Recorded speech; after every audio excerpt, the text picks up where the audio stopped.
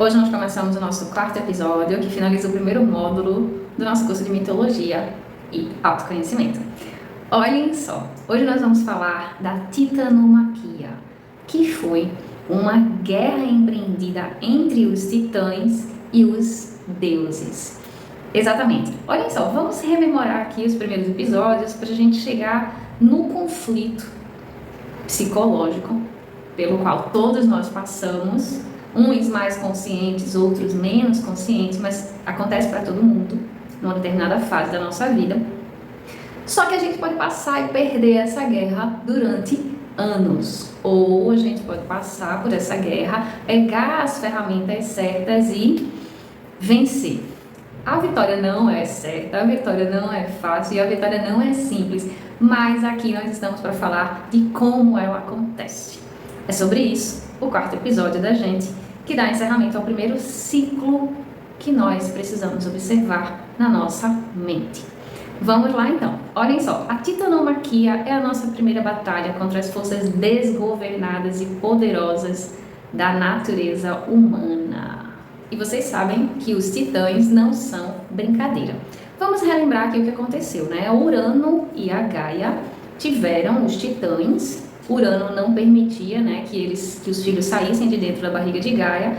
Ela teve que encontrar ali um meio, uma estratégia de Cronos, o filho mais novo, castrar o pai para que os titãs pudessem sair da barriga dela. Junto com os titãs saíram os 3 hecatônqueres e os 3 ciclopes, que são considerados monstros. Os hecatônqueres são monstros de 100 braços. Exato. 100 braços e 50 cabeças. E os ciclopes são monstros terríveis com olhos aqui na testa. Esses monstros, né, são instâncias psicológicas, né? Os 100 braços representam a nossa força e toda a violência de que nós somos capazes. E os ciclopes representam o poder de fulminar que a nossa visão tem. E isso considerem tanto para o bem quanto para o mal. A nossa visão é cortante, muitas vezes ela é mortífera. Nós precisamos dominar porque são forças poderosas, nós somos energia pura. Vocês com certeza já conviveram ou já tiveram a experiência de estar num ambiente com pessoas que vocês olham assim e sentem que a energia não bate. Vocês dizem assim, cara, eu quero estar longe. Quando essa pessoa entrar aqui, eu quero estar longe, ou então eu não quero cruzar com essa pessoa no caminho. Porque você começa a se sentir mal quando ela está. Já aconteceu? Isso. Porque a nossa energia, ela é recebida pelas pessoas até 3 metros da gente. As pessoas sentem. Sentem que eu digo com muita força, mas a nossa energia, muitas vezes, ela passa de 10 metros. Depende muito do nosso, como é que eu posso dizer assim, sentimento, né? Porque tem sentimentos que impactam com mais força no outro.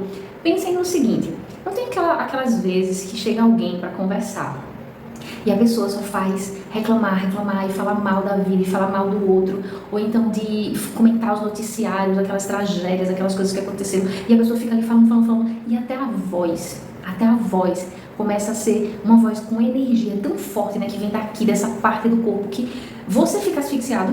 Você diz assim, meu Deus, eu não aguento mais ouvir essa pessoa, socorro. Não tem isso?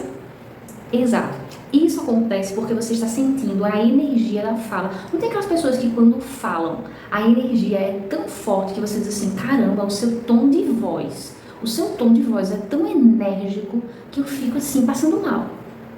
Não sei se vocês têm essa experiência com frequência, mas eu que lido muito com pessoas, eu tenho alguns contatos que são assim, de pessoas que quando estão falando parece que estão brigando.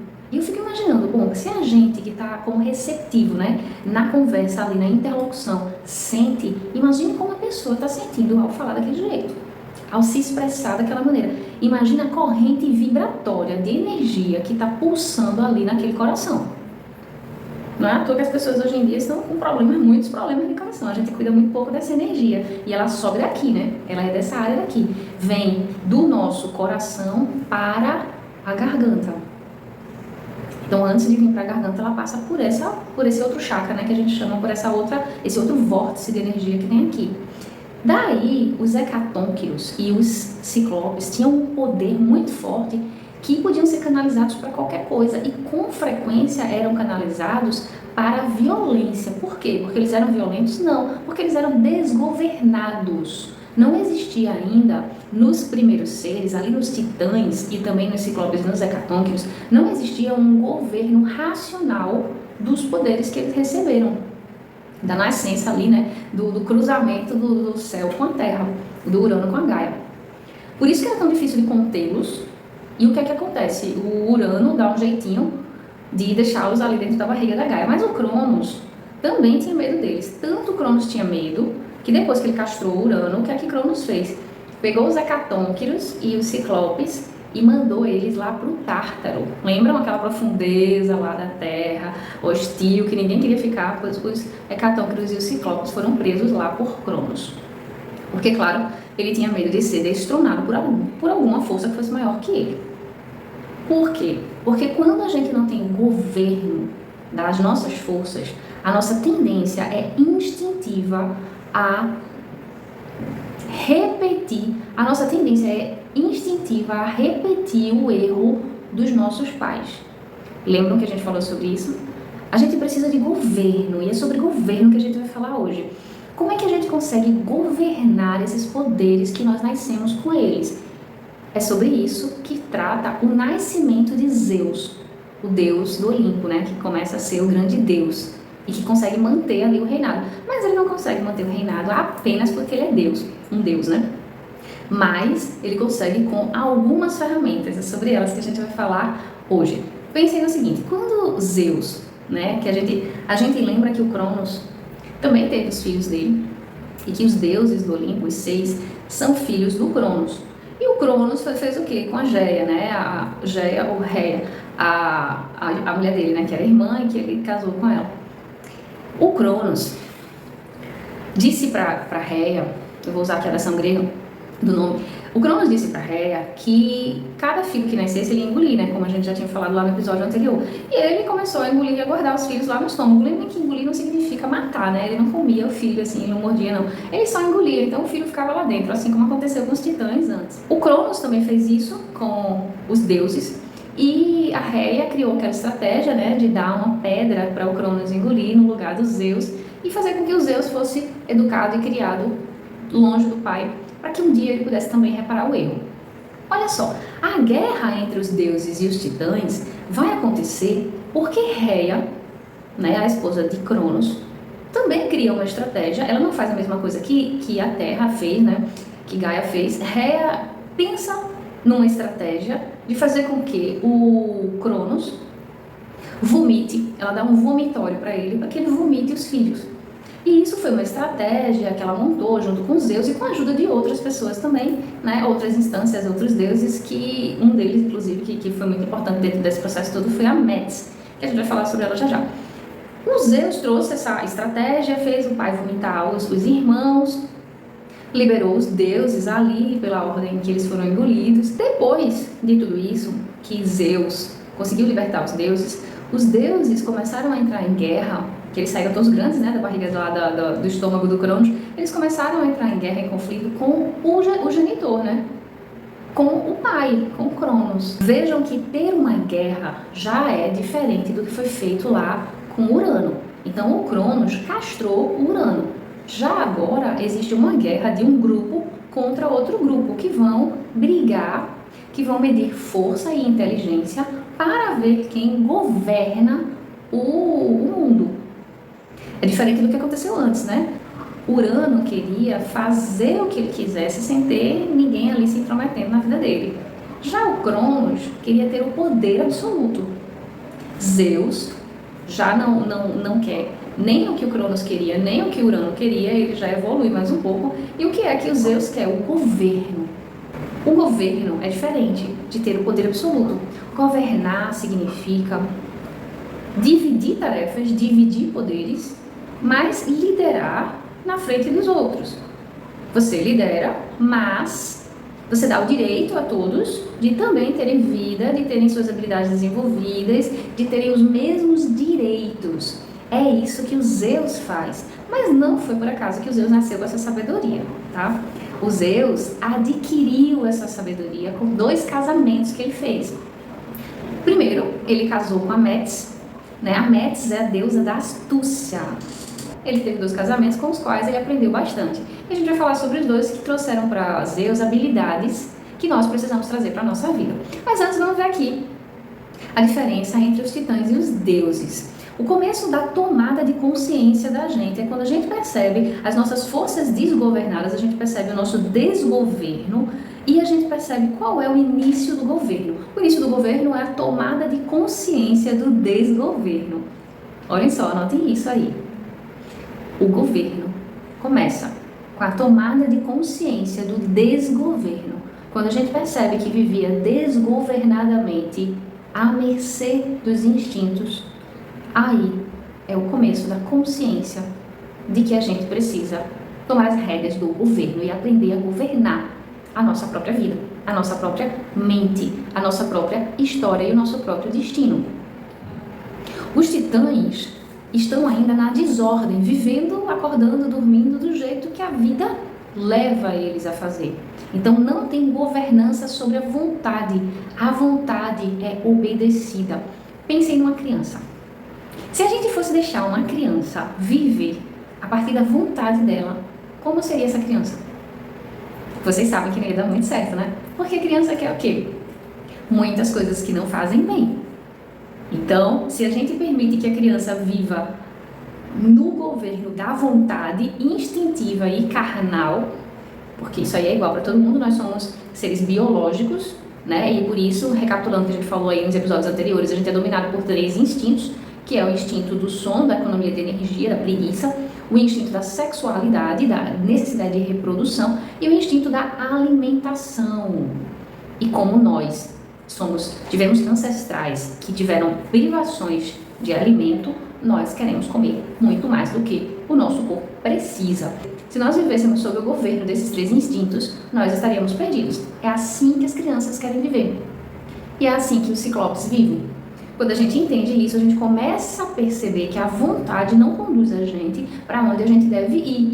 E a gente precisa colocar um cabresto na vontade. A gente precisa começar o processo de educação da vontade. Ah, isso dói, tá? Dói, não é nem um pouquinho fácil, não. Mas é sobre isso que Zeus fala.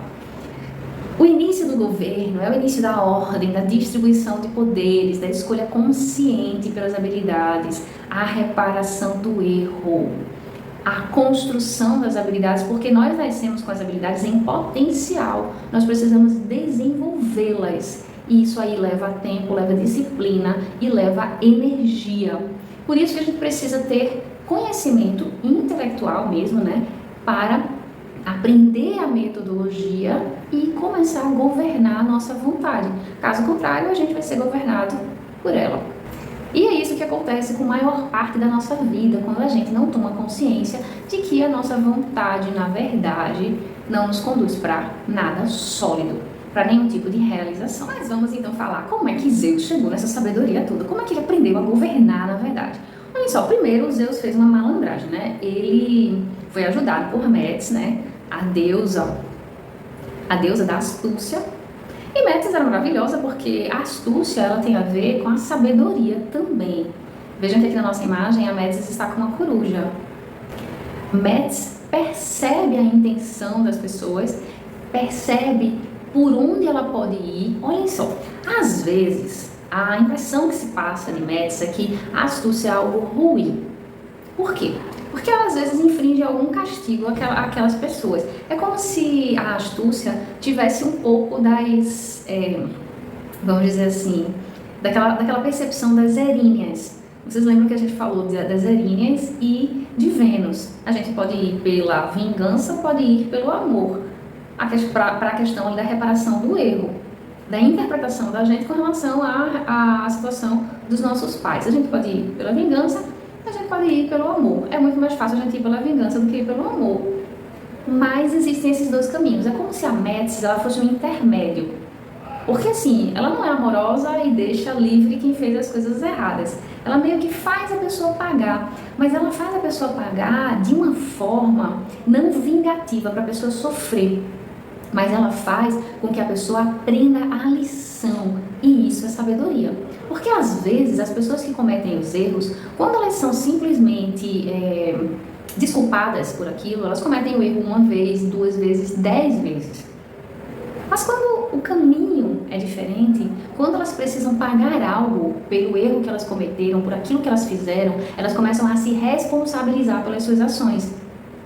E essa responsabilização era muito de acordo com a forma da Metis agir.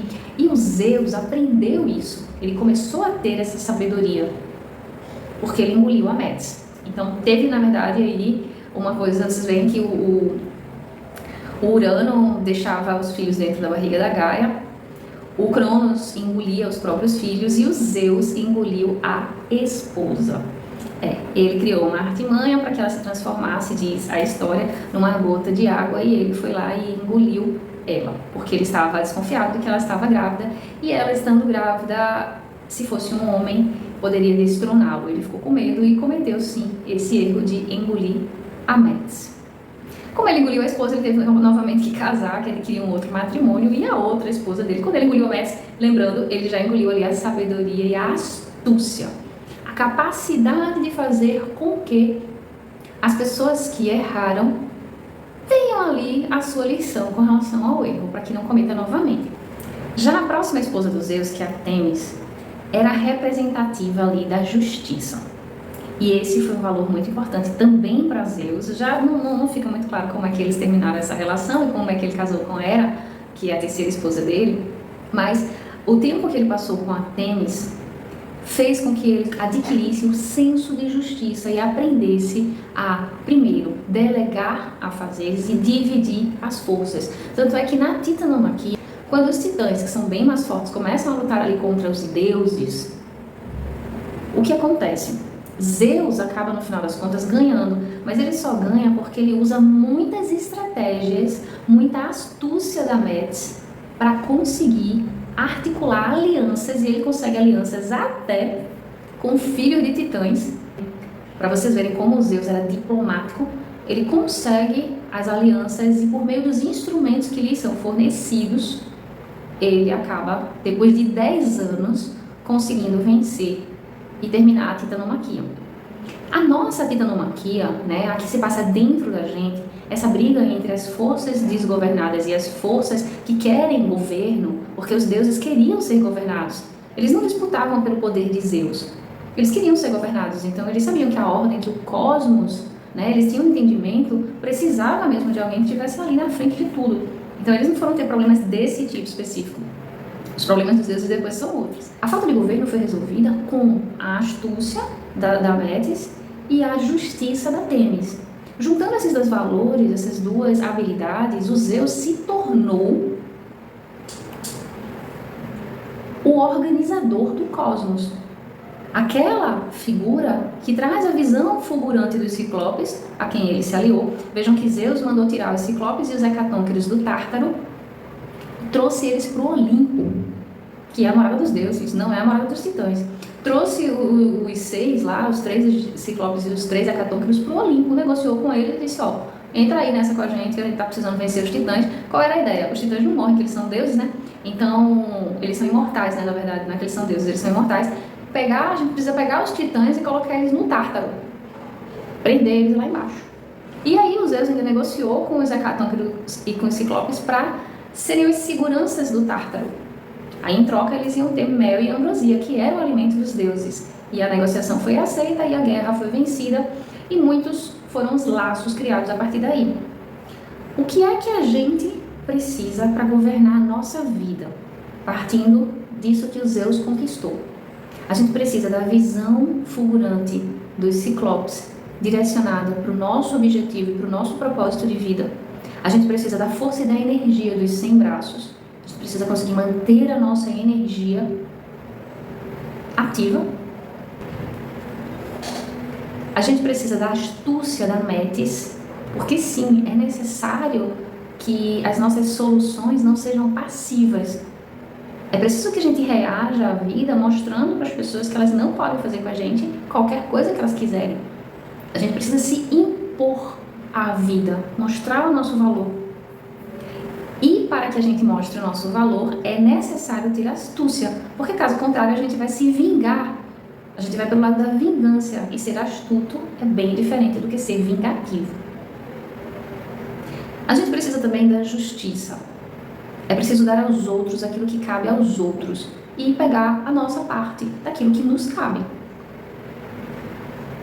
É preciso também que a gente tenha o poder de escolha que foi trazido por Zeus e que a gente assuma as responsabilidades desse poder. A gente entenda o poder de criar a minha vida e o meu destino é meu.